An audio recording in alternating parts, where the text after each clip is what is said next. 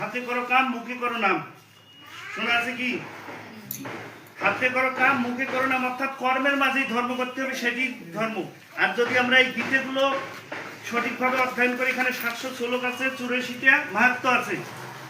এই মাহাত্ম্যগুলো এবং 700 শ্লোক যদি আমরা সঠিকভাবে বুঝতে পারি, এখানে জীবনের সব তথ্য দেওয়া আছে। আমাদের জীবন চলার পথে, অর্থাৎ সনাতন ধর্মাবলম্বী হিসেবে আমাদের যেভাবে জীবনযাপন করতে হবে, জীবনযাপন করতে গেলে যে জিনিসগুলো লাগে, যে সমস্যা আছে সামনে, সেই সমস্যার কিভাবে সমাধান, এখানে সবকিছু দেওয়া আছে।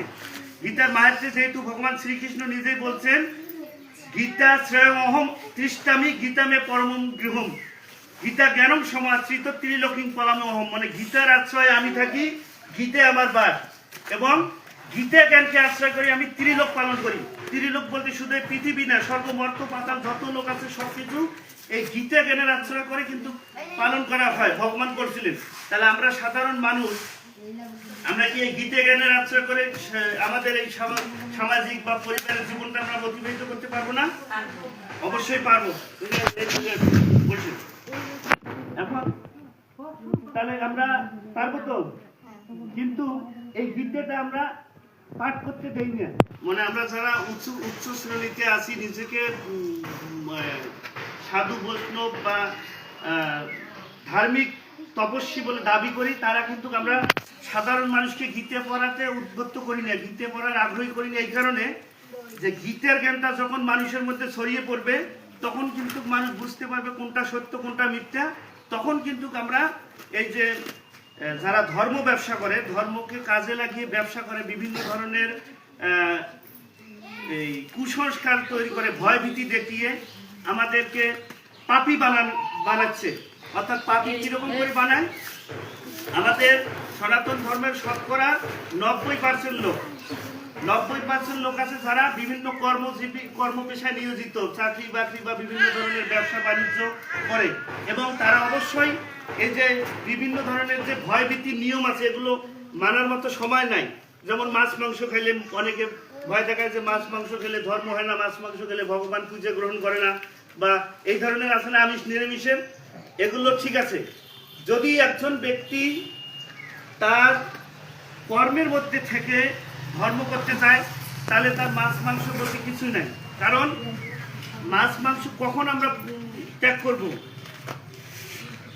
আগে জানবো যে এখানে সাত্বিক রাজসিক তামসিক আহার সম্পর্কে দেওয়া আছে। সপ্তদশ অধ্যায় 8 নম্বর 9 নম্বর 10 নম্বর শ্লোকে সাত্বিক রাজসিক এবং তামসিক আহার সম্পর্কে দেওয়া আছে।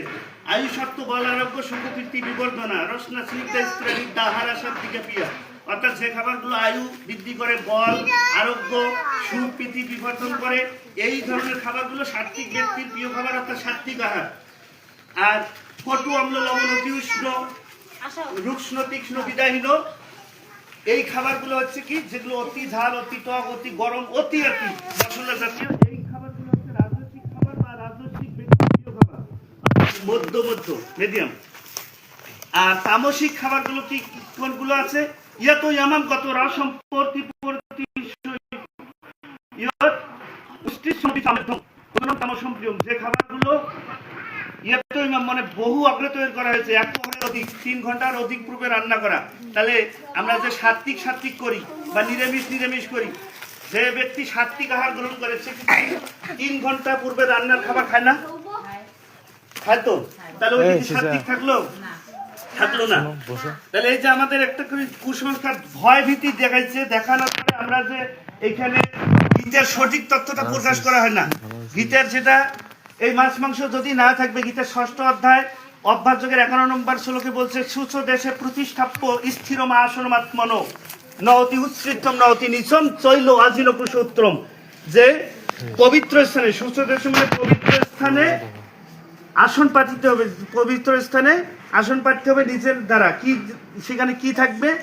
যে আসনটা বেশি উঁচু হবে না, বেশি নিচু হবে না, এবং তৈরি করতে হবে কি, চৈল মানে কাপড়, অজিনো মানে হচ্ছে হরিণের চামড়া, কুশ মানে কাশ, উত্তরম মানে ঘাস। তাহলে ঘাস কাশ হরিণের চামড়া এবং কাপড় দ্বারা তৈরি করতে হবে। এখন যদি কাপড় দ্বারাই তৈরি করি, মানে হরিণের চামড়া দিয়ে তৈরি করি, যদি ভগবান শ্রীকৃষ্ণ যদি নিরামিষে খাইতেন, যদি মাছ মাংস না খাইতেন, হরিণ যদি না খাইতেন, তাহলে কিভাবে এখানে গীতে ভগবান বললেন যে হরিণের চামড়া দিয়ে আসন পাতাতে হবে? ওটা তো জীব হত্যা করতে হবে।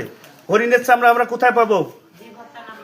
এই জন্য এই ধরনের আরো অনেকগুলো আছে যেগুলো আমাদের ভুল ব্যাখ্যা দিয়ে, এবং ব্যাখ্যা বলতে দেখবেন যারা এই ধর্ম গুরু পর্যায়ে আছে, এরা কিন্তু কখনো গীতের জন্য আমাদের উদ্বুদ্ধ করে না যে গীতে পড়ো, গীতে পড়ো।